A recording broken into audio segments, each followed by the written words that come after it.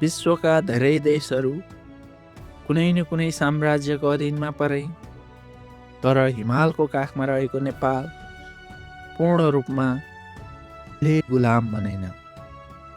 दक्षिण एसियामा शक्तिशाली साम्राज्यहरू उदाए, विस्तार भए र अन्ततः ढले, तर नेपालले आफ्नो स्वतन्त्रता जोगाइरह्यो। सन् 1526मा मोहम्मद बाबरले पानिपतको युद्ध जितेर मुगल साम्राज्यको स्थापना गरे।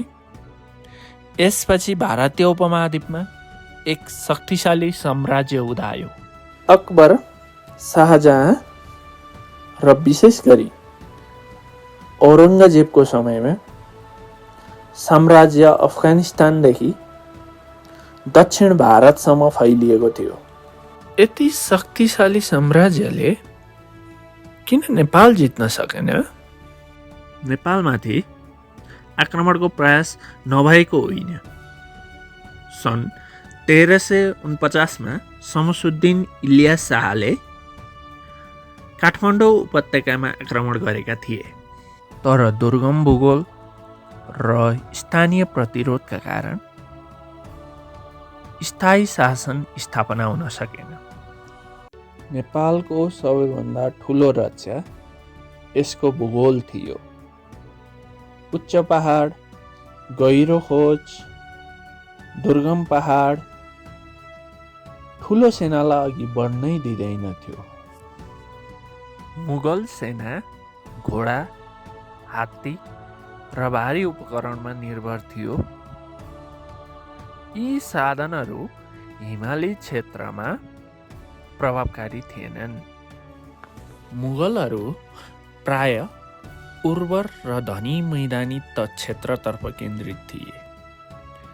नेपालमा आक्रमण गर्दा ठुलो खर्च लाग्थ्यो, तर लाभ कम थियो। नेपाल भारत र तिब्बत बीचको महत्त्वपूर्ण व्यापार मार्ग थियो। युद्धले यो व्यापार नै बिगार्ने खतरा पनि थियो। ब्रिटिस साम्राज्यसँग भने नेपालले युद्ध लड्यो। एङ्ग्लो नेपाल वार पछि सुगौली सन्धि हुन पुग्यो। नेपालले केही भूभाग गुमाए पनि स्वतन्त्र राज्यको रूपमा रहिरह्यो।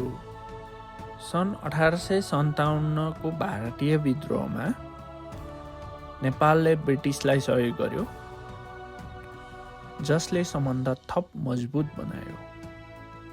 त्यसैले नेपाल स्वतन्त्र रहनुको कारण केवल बहादुरी मात्र होइन, भूगोल, अर्थशास्त्र, रणनीति र कूटनीतिक सन्तुलन सबै थिए। साम्राज्यहरूको युगमा पनि आफ्नो पहिचान जोगाउन सफल देश नेपाल। धन्यवाद।